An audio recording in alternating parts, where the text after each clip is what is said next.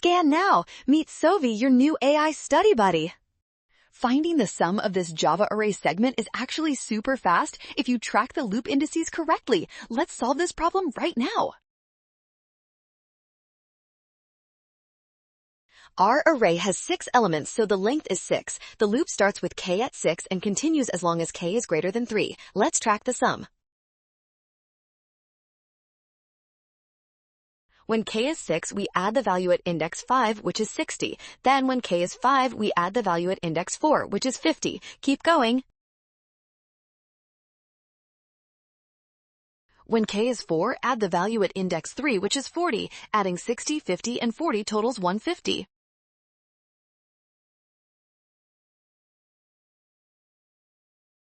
Well done! Scan the code to learn with Sovi. Watch signs and avoid rushing. Trust given values and check steps for option C.